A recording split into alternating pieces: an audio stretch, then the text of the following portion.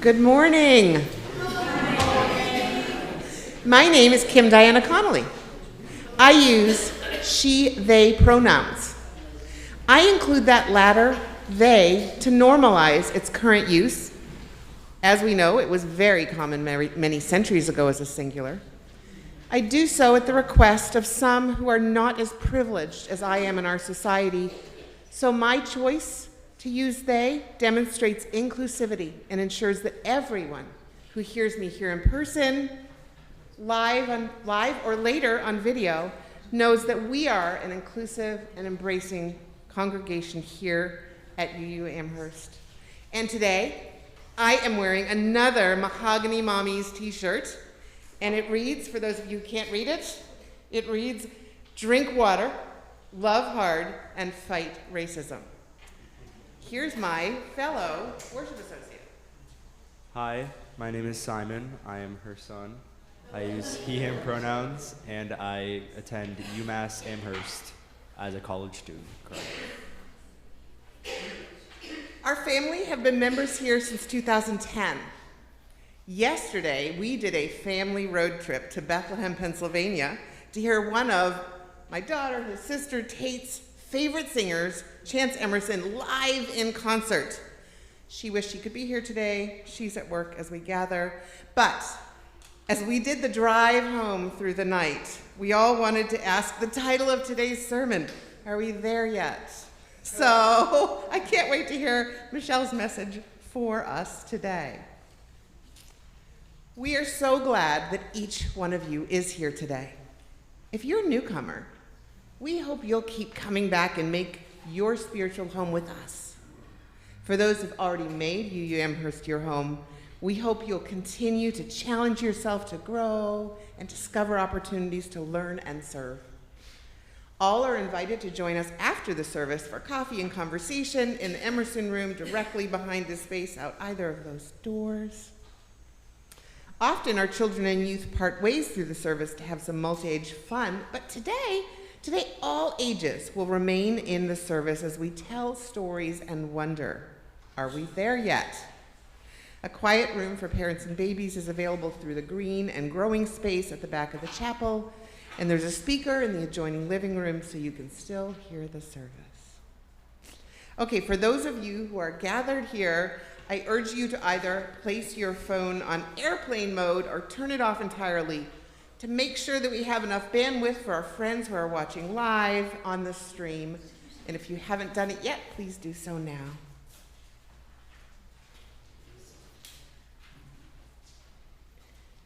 I add my greetings to those gathered in this space and those joining through the live stream and later through the video on YouTube. I'm Reverend Michelle Buhite, the minister of this congregation. My pronouns, which I offer to create a truly inclusive and brave space for all to live into the fullness of their identities, are she and her. Everything about our time together has been carefully crafted to create a cohesive experience. So let yourself relax and be fully present to what unfolds around and within you. You are safe here. You are among friends. Let's take just a couple of breaths in your own time, at your own depth. Just to fully bring ourselves here.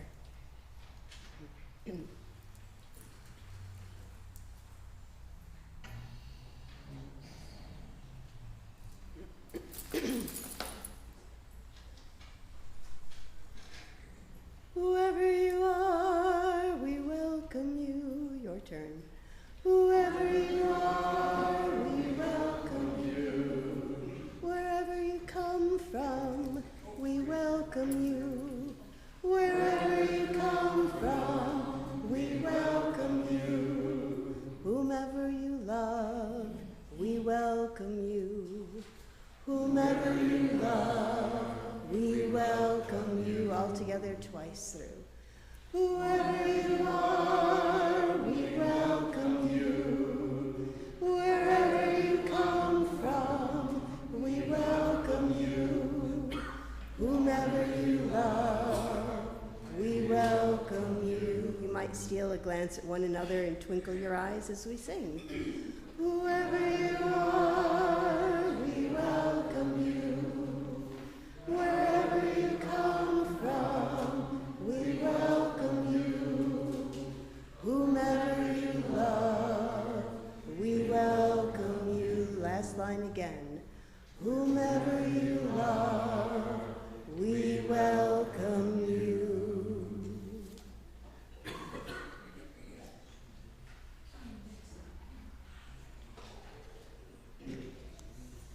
As we gather, we acknowledge that our church is built on holy ground, land that was nurtured and cultivated by those who occupied it before us. We give thanks to the Seneca, keeper of the western door, and the Tuscarora, 2 of the 6 nations that make up the Haudenosaunee, also known to our ancestors as the Iroquois Confederacy, which also includes Mohawk, Oneida, Onondaga, and Cayuga. These, and those who preceded them, have long been in relationship with the land, despite colonizers' attempts to eradicate them. On behalf of our ancestors and acknowledging our own complicity in white supremacy culture, we ask forgiveness of the land and of the people whose blood was spilled, whose descendants were displaced, and who continues to struggle in a culture that too often does not honor their ways and their contributions. We offer this libation as a giveaway, as our honor the struggle of all people seeking justice and peace. We seek the courage and wisdom to heal the wounds of the past and build a better future story with all of our neighbors and fellow creatures together.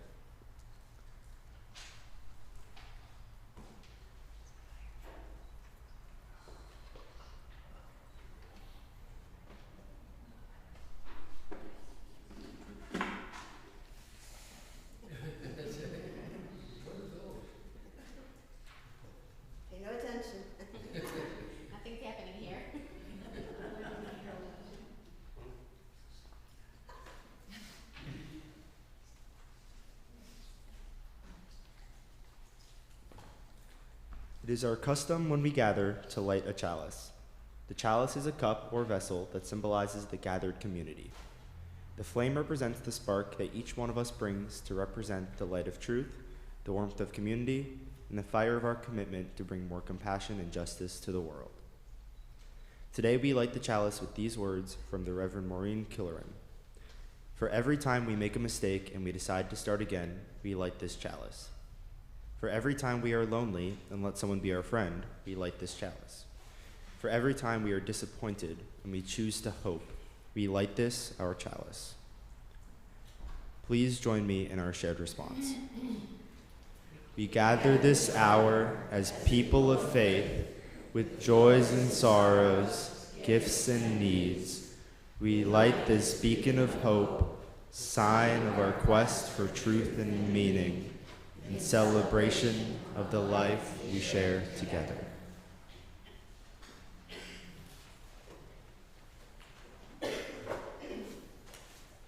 Our song of intention this morning can be found in the Gray Hymnal, page number 361. Enter, rejoice, and come in. The lyrics will also be projected up. Please rise in body or spirit as we sing. Oh,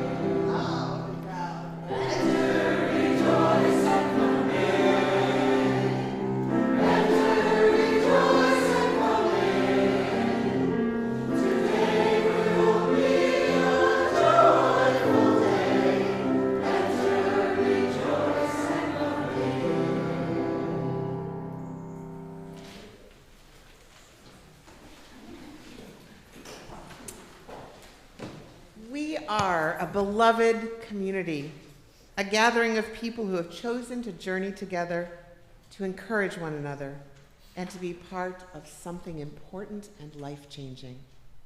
Because we aspire to be such a people, we make bold promises about how we will be with one another. So whether today is your very first time or you've made UU Amherst your longtime home, you're invited to share in our sacred promise.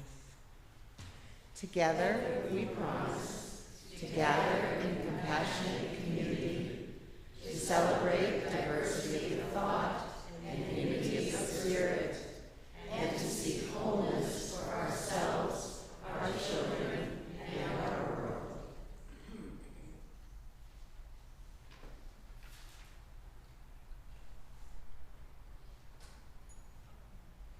Each week, I invite you to bring your whole selves into this space which also includes space beyond us, as people are live, and participating in the live stream at home or later in the YouTube video. That space is large.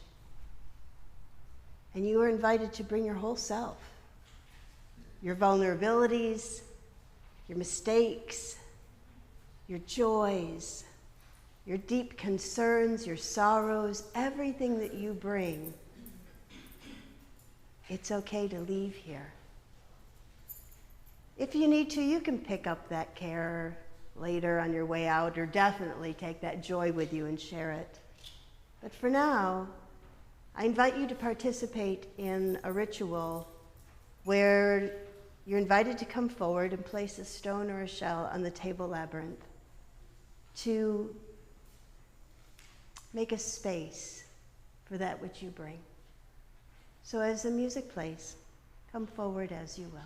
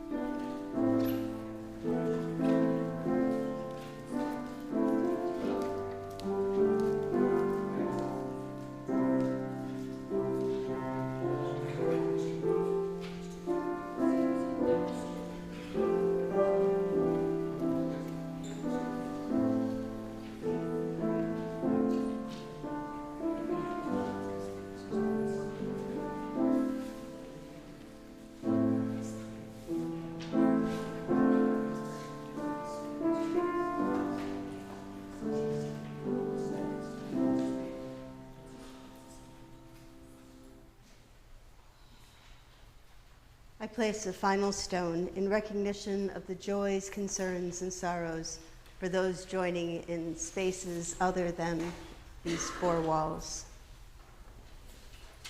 You are embraced by this community. So I invite you to just settle into yourself. Let's expand our circle to include those who may not be present, but whom we carry in our hearts. We bring into our circle of love and care those who are no longer with us in this life, those who are ill, those who are in pain either in body or spirit, those who are lonely, those who are overwhelmed and feeling lost, and those who have been wronged. We are part of a web of life that makes us one with all humanity, one with all the universe. We are grateful for the miracle of consciousness that we share, the consciousness that gives us the power to remember, to love, and to care.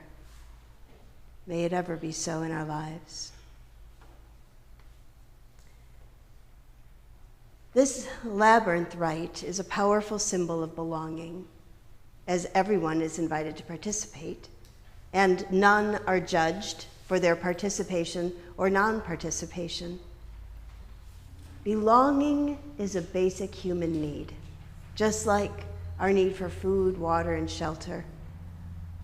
And that need to belong is one of the threads that we are going to be weaving today. The threads that stitch together the parts of our service. Linda Joy will now share a special story of belonging.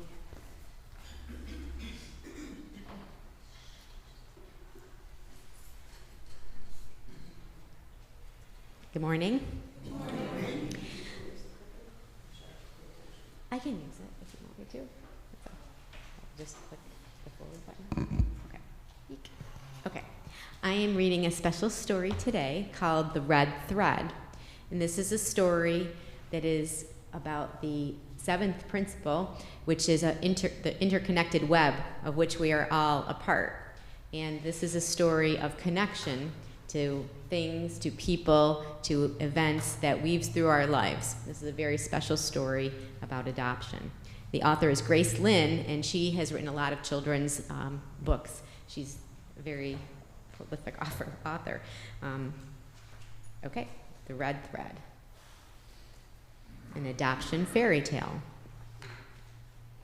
This particular part isn't in there, but there is an ancient Chinese belief that an invisible, unbreakable red thread connects all those who are destined to be together.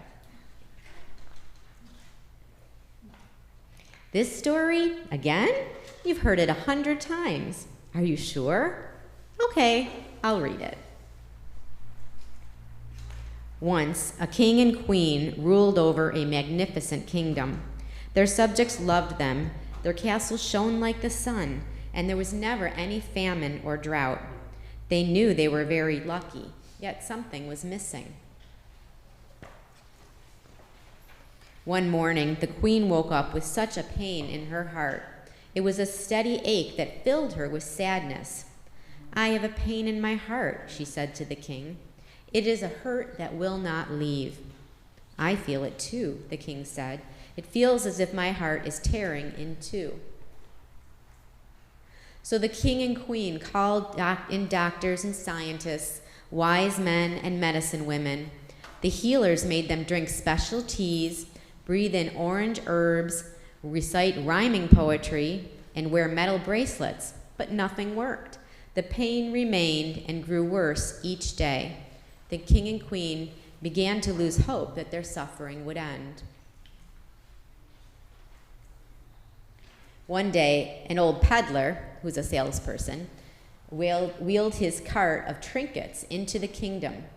Hearing about the king and queen's distress, he requested an audience. "It's as I thought," the man said when he saw them. "There is a red thread being pulled from your hearts."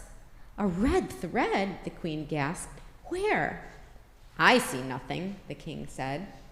"Try on my spectacles," the peddler said, holding out his wire frames. "You will see." And sure enough, when the queen put on the glasses, she could see a brilliant red thread coming from her heart. It ran around the room, out the castle door, and far beyond. With every move she made, the thread pulled and twisted, causing her pain. The peddler found another pair of spectacles for the king. The king too saw a thread coming from his heart. The two threads had knotted together into one thick strand. "We must cut the thread," the king declared. But no scissors or knife or blade could cut the thread any more than they could cut a beam from the moon. "What should we do?" the queen cried in anguish. "You will have to follow the thread," the peddler told them. "You both must find out who or what is pulling on the other end." So the king and queen packed a basket of food and wine and left the kingdom in the care of the queen's sister. They followed the red thread out of the castle, and their subjects waved farewell. Even though the king and queen were sad to leave their kingdom, each step they took lessened the pain in their hearts. It was a long and difficult journey. Snow fell, and sharp rocks made holes in their shoes. The king and queen shivered in the cold, and their fine clothes ripped from wear. Kind birds flew to help them untangle the thread from tree branches. But the king and queen continued. They knew following the red thread was their only cure. As they traveled, the thread grew shorter and shorter. Yet, when the red thread led them to the shore of a vast sea, they almost despaired. But the thread tugged at them, so they bought a boat and began to row. With every stroke of the oars, they wondered what was pulling the thread. Was it a ferocious beast or a cruel magician? What would they do when they met whatever was on the other end? The king and queen finally reached the shore of a faraway land. The red thread guided them to a small village. The people stared at them. They were so strange, with their clothes ripped to rags, hair tangled, and faces as pale as the moon. But the villagers smiled a greeting, for they were friendly people. The king and queen, however, took little notice of anyone. The end of the red thread was within their sight. They ran to a small bundle in front of an old house. When they reached the bundle, both stopped in amazement. Inside the bundle was a baby. She was laughing and playing and tugging at the red threads tied around each of her ankles. She looked up at the king and queen and smiled. "Whose baby is this?" the queen asked. "Who does she belong to?"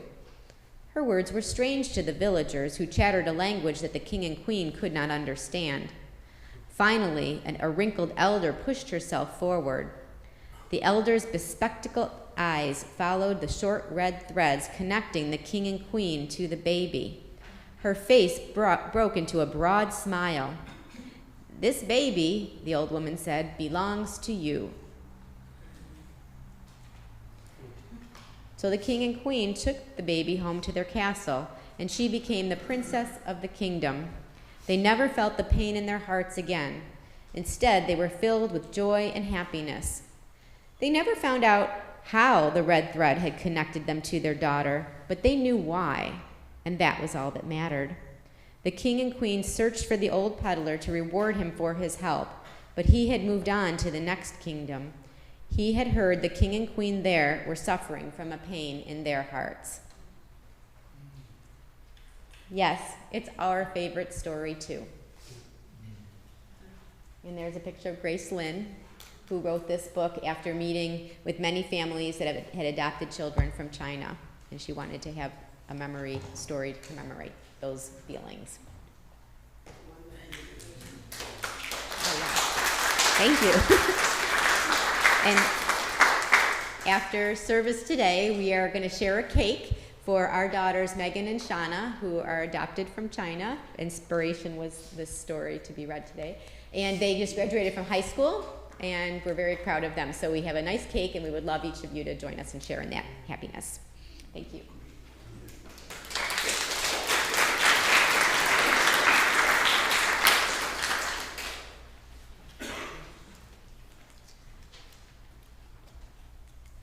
Our song of belonging is found in the Teal Hymnal, 1064, Blue Boat Home. I invite you to rise and bow to your spirit, and truly, if you feel the need to sway, it's okay. It doesn't count as dancing.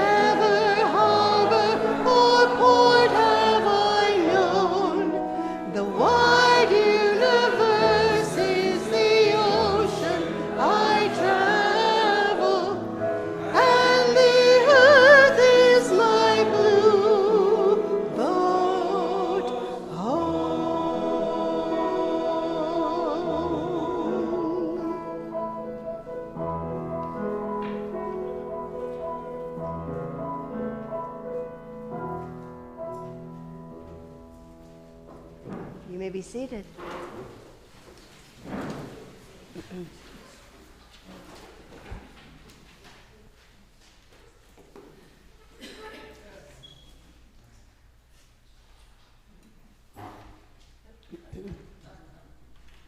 Oh, are we there yet?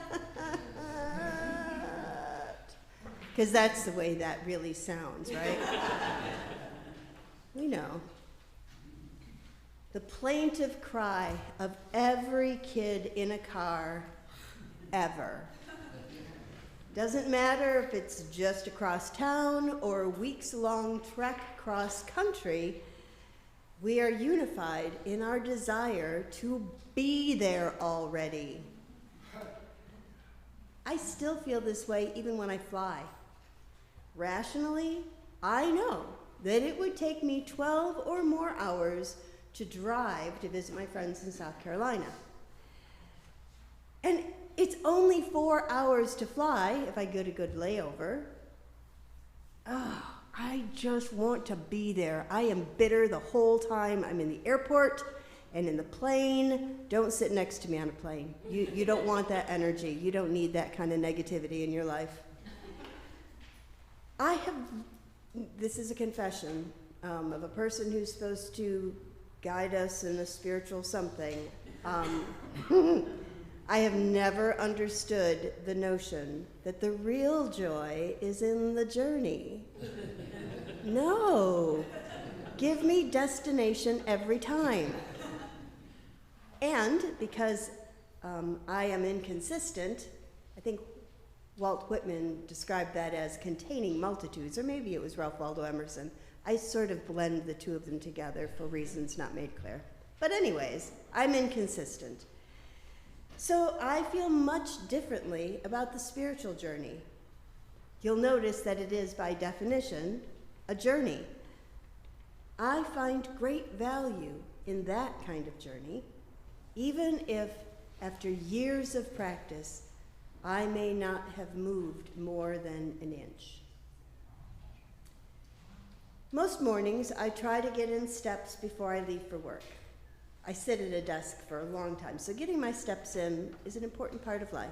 I have a fancy watch now. Luckily, not one of those ones that says, hey, get up and walk, you're lazy. It just is there, but it's fancy. So each morning that I am able, depending on the weather, how late I overslept, I go out to my backyard and I walk around in circles. Well, actually, I kind of walk in a circle and I navigate switchbacks, all to get to the center of what appears to be a circle. And there I pause for a while, and then I retrace my steps. You probably have clued in to where I do my walking. Someone go ahead and shout it out. A labyrinth, yes. I have a labyrinth in my backyard, built by my husband, Les.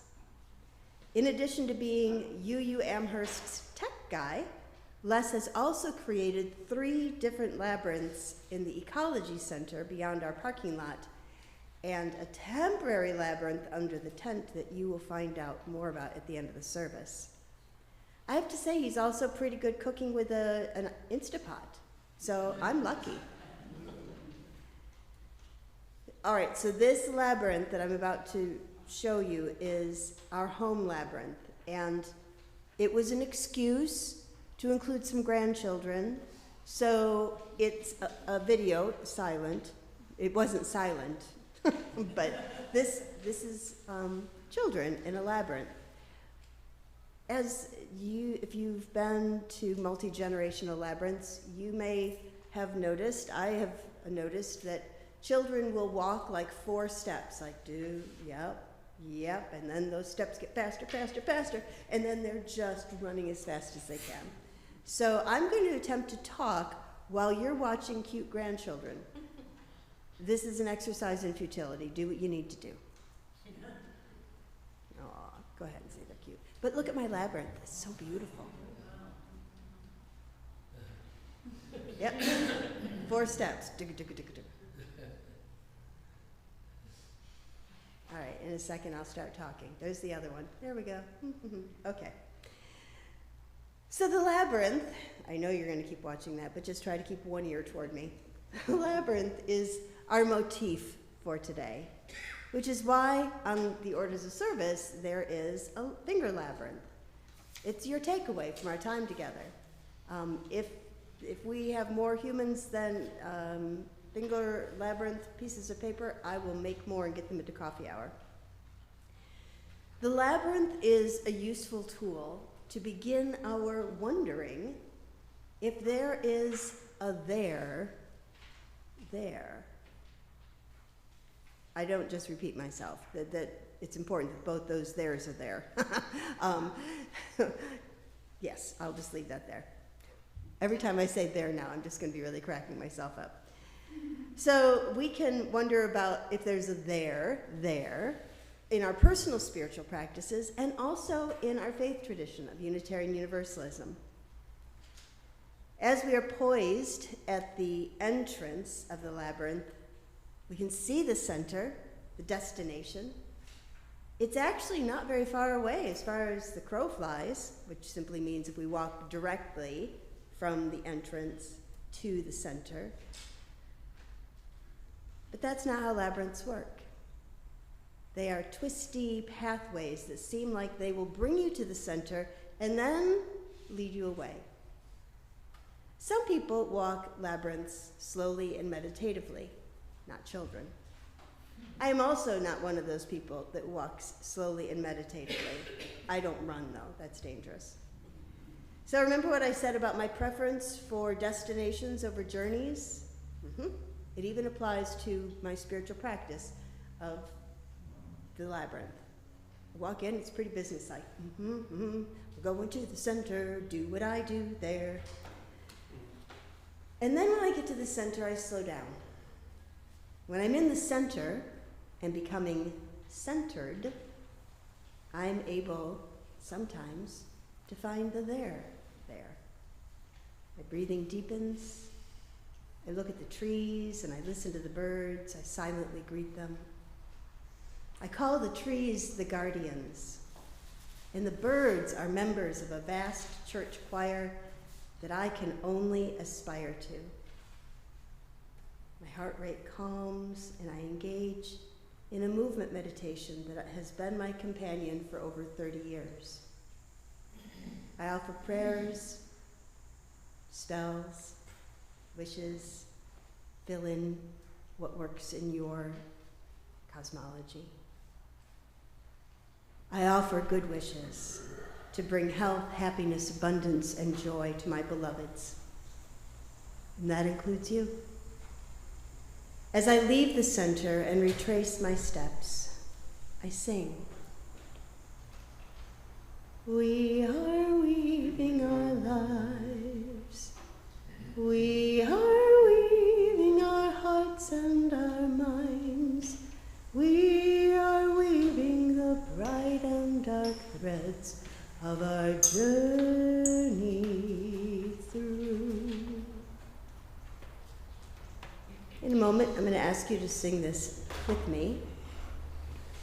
I've created some motions because sometimes, I know this probably is not true for you, but my memory sometimes doesn't work so very well. And so if I have mnemonic devices, it helps my memory work better. And if they are embodied ways of being, then I actually have a hope. So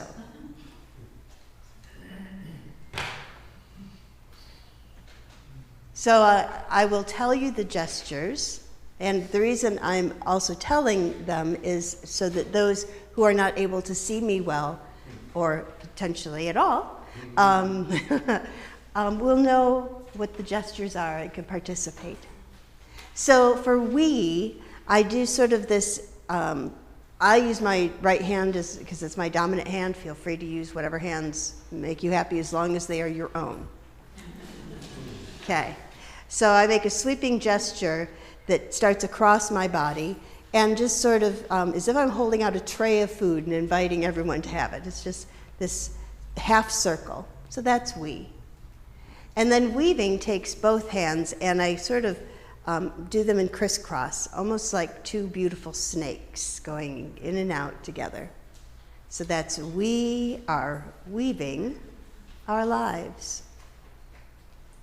We, you know this part now, are weaving, and then for the light and dark threads, I start with my 2 thumbs and middle fingers, so it's almost like, I don't know, making a shadow puppet out of each hand. But I put them together, and then the right hand goes up and the left hand goes down, and then they come back and meet in the center. So that's the light and dark threads. So we are weaving the light and dark threads. It's like you're following a thread, right? Of our journey, and so 2 hands together, fingers touching, and they start out away from you, so you're looking at your palms, and then bringing your hands together close to your body, and then from the heart, pushing them out so they face out. So let's just try I'm not going to ask you to sing yet. That's like, and then rub your belly. So we are weaving our lives. We are weaving, oh, I forgot to do hearts and minds. Hearts, you go to your heart with both hands, hearts, and then your head for minds. I'm a very clever choreographer. We are weaving the light and dark threads of our journey through. Good. Let's just sing that much. Here we go. We are weaving our lives. We are weaving our hearts and our minds. We are weaving the light and dark threads of our journey through. Lovely. Second verse. You know the first line already. We are weaving our lives. We are weaving, and then for blanket of light, just as if you're pulling up a cozy blanket up to your shoulders. It's just a lovely, like, self-hug gesture. A blanket of light, and then we are weaving for the basket, left hand out first to create a circle, half circle in front of you, and then the right hand comes out. So it's like you're carrying a big basket of apples. Basket to hold, and then just bringing your hands to your heart, all that's true. Okay? Let's try that. We are weaving our lives. We are weaving a blanket of light. We are weaving a basket to hold all that's true. Lovely. Let's just do the whole song one time. Here we go. We are weaving our lives. We are weaving our hearts and our minds. We are weaving the light and dark threads of our journey through. We are weaving our lives. We are weaving a blanket of light. We are weaving a basket to hold all that's true. So now you not only know, even if it's in your short-term memory, in your mind, in your brain, words and tune, but your body knows it now. That's a little bit of what I experience when I take the spiritual journey to the labyrinth.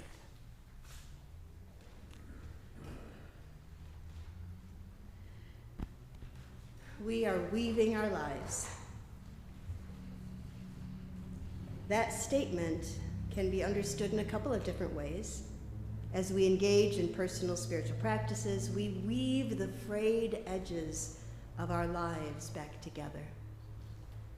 Or we might weave new practices into our routines, reading poetry or sacred literature, establishing a prayer practice or walking meditation, or really anything that helps you find your center and find the stillness.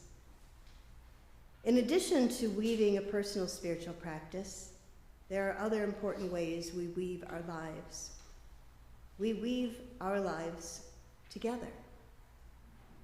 At the back of this sanctuary, and showing now on the monitors so you don't all have to turn around, face the back, there is a very special weaving created by our own Pamela Twycross Kent with the help of folks in this congregation. Together, we created that tapestry over the course of a church year. We brought in scraps of fabric each month, according to the colors of the rainbow, which represent our Unitarian Universalist principles. And Pam turned those baskets of scraps into a lovely weaving that represents who we are as a community, weaving our lives together. Each week we weave our lives together as we talk and sing and hold silence. We listen, we share, we express gratitude for the abundance in our lives, but that's all very nice. Where is the there? There. What holds us together? Well, the things that hold us together are part of the there. In this congregation and in this faith, we don't have an expectation that everyone believes or experiences the sacred the same. There's really only one thread that holds the whole tapestry together, and that is love. Love is at the center of all we do and all we are, or at least what we are striving to do and be, and do and be, and do and be, and do. Another thing that you'll remember today. What'd you learn in church? I don't know, something about do. What is our there? It's love. Love for Gaia, the living being that births and sustains us and receives us back when life has used us up. Love for our siblings in the more than human world. Love for the transcending mystery of the universe. Love for neighbors and strangers that finds expression in working for justice and equity. Love that shows up in celebration of diversity of thought and unity of spirit. So maybe that's our answer when people ask us about Unitarian Universalism. I don't know about you, I get all tongue-tied and I start talking about our history and nobody cares. It's love. Love is at the center of Unitarian Universalism. All the rest is the details. It's love. Love that shows up. Love that shows up here and is restored in community.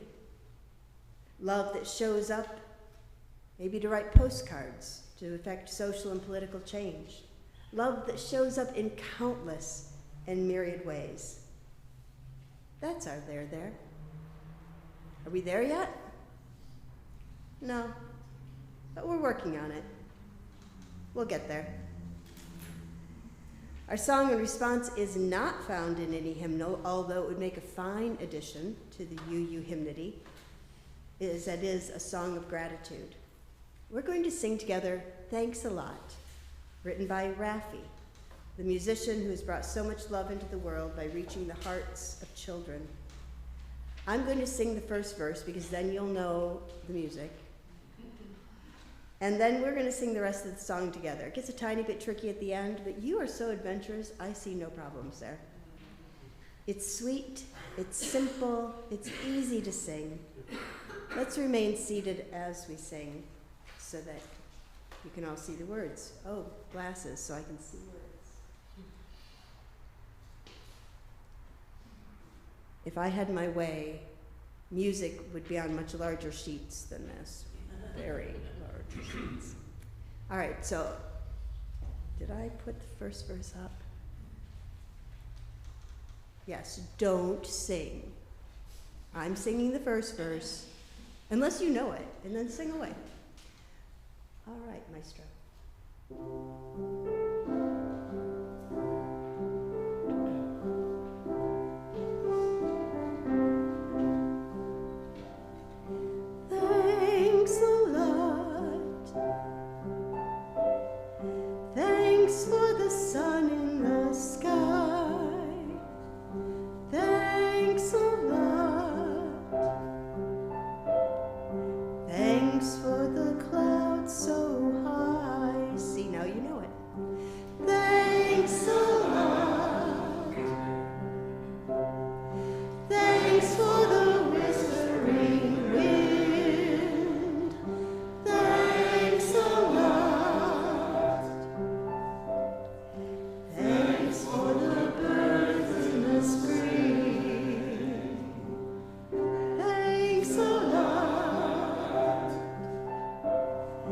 There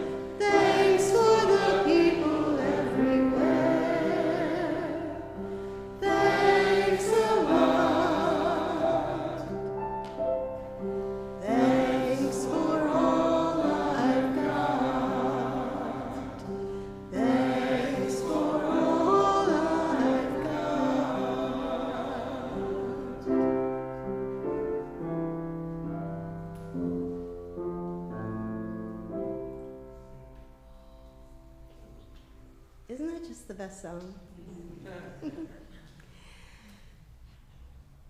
And so we take time to express our gratitude. We call that the offering. Having an offering in the service is an act of faith. It's an opportunity for us to acknowledge the good and the hardships in our lives. You know, this congregation exists because of you. It would be a very lonely place if I were up here all by myself speaking words. We did that during the pandemic, and it was very lonely, but it was comforting to know that people were out there somewhere listening. Every aspect of congregational life is made possible because of the generosity of members and friends. That's y'all. Even the offering is made possible. I know you're getting so tired of my little shtick, but I do adore it.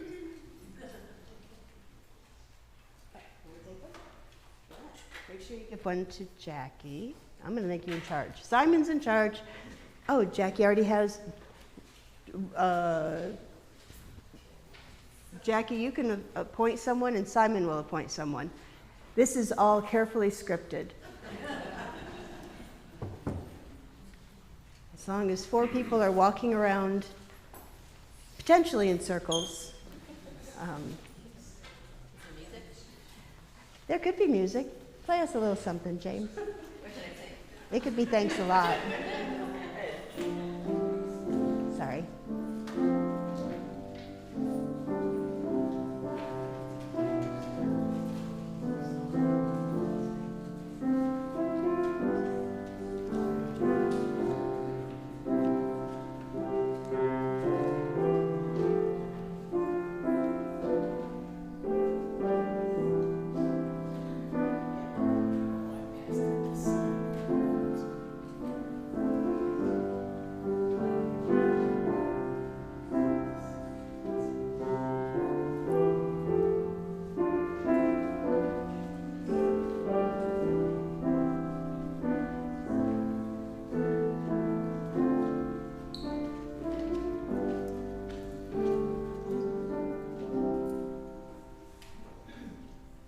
Thanks a lot. Extinguishing the child. We began our service with the lighting of our chalice, a symbolic act to remind us that each of us is a spark that creates the flame each one of us brings to represent the light of truth, the warmth of community, and the fire of our commitment to bring more compassion and justice to the world. We extinguish the chalice not to quench the flame, but to return it to individual hearts, strengthened by this time spent together, so that we can share our light in the world. Please join me as we extinguish our combined flame and accept the renewed flame in your own heart, that each of us might bring more light and love to a dark and hurting world. We extinguish this flame, but not the light of truth, the warmth of community, or the fire of commitment. These we carry in our hearts until we are together again.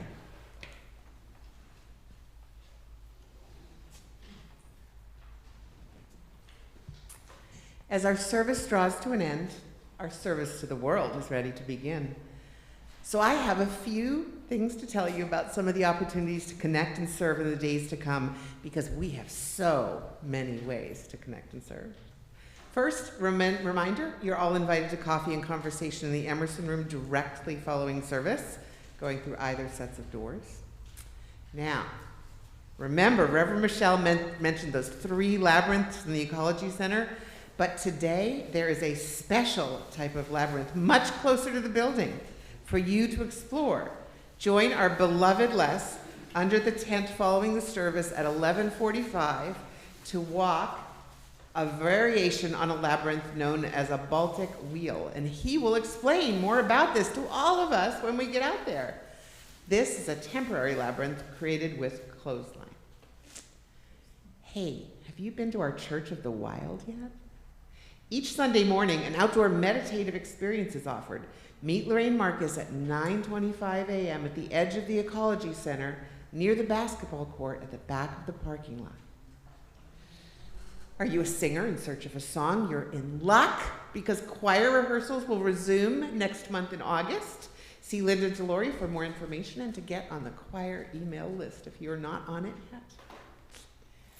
And this coming Friday evening, August 2nd at 7:15, we'll have a bonfire in the Ecology Center to celebrate the Celtic pagan holiday known as Lammas, or Lugnasa? Lugnasa. Thank you. Bring a camp chair and join the circle as we give thanks for the first harvest. On Thursday, August 15th, retired UU minister and longtime associate of UU Amherst, John Rex, will offer a presentation about his outreach ministry to India. The presentation is at 2:30 p.m. John will be moving out of state at the end of September to be closer to family, so this is our last opportunity to hear about his adventures. Following the service on August 18th, you'll be invited to join in an hour of arts and crafts for all ages. Come to the Murray Meeting Room in the administrative wing where you'll have the opportunity to make a transformation board. There will be a creature creation activity as well. There's an old-fashioned sign-up sheet on a clipboard on the glass wall in the lobby. Please sign up so we know the materials to have on hand and direct questions to Katie, our Director of Faith Development. And now you will hear from someone on the green team who will share a bit about activities and how you can be involved.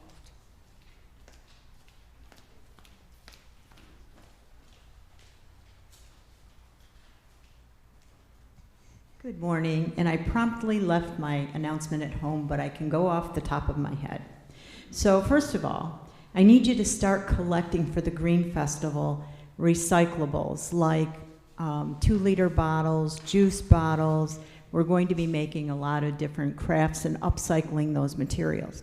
Next, August 10th, we will have a craft making party because the way the Green Festival is going to be set up is there will be like 4 to 5 vendors, then a craft table or a learning experience like planting. And some of the craft things need like 6 weeks to grow, so we have a finished product. That's why we're doing that August 10th. And I'll feed you August 10th. It's from noon to 3. Then we need to obviously collect. And the biggest piece is your participation. That you come on September 28th, that you maybe come the day ahead and help us set up. And we need everyone. This is going to be a massive undertaking, and it's something that will put our church on the map to outside people in the community. So if you're interested and would like to play with us, please let me know. Thank you.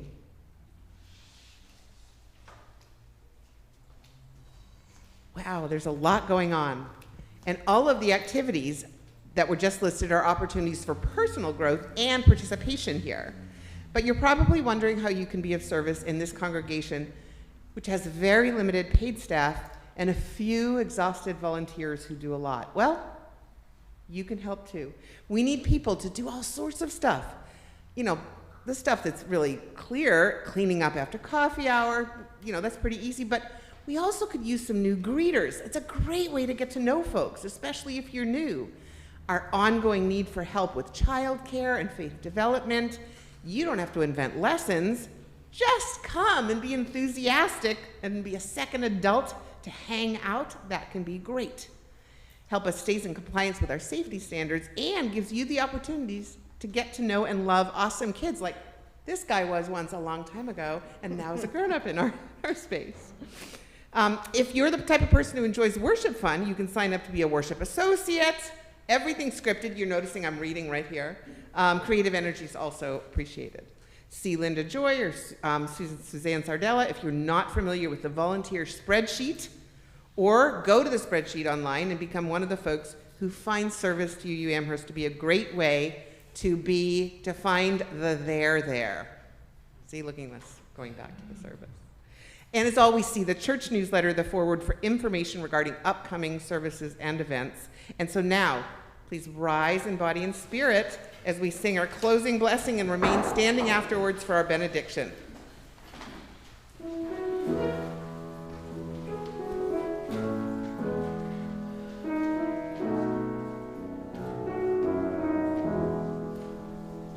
Travel light and travel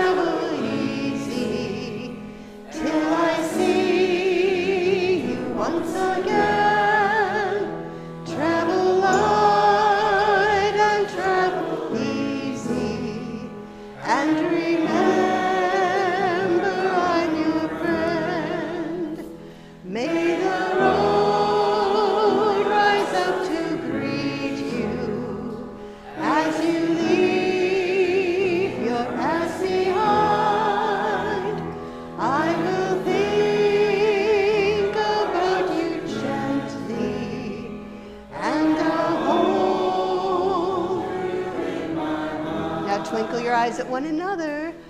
Travel light and travel easy till I see you once again.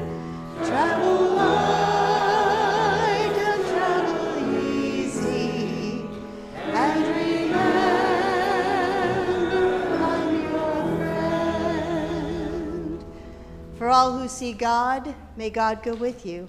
For all who embrace life, may life return your affection. For all who seek a right path, may a way be found, and the courage to take it step by step. Go in peace, my friends.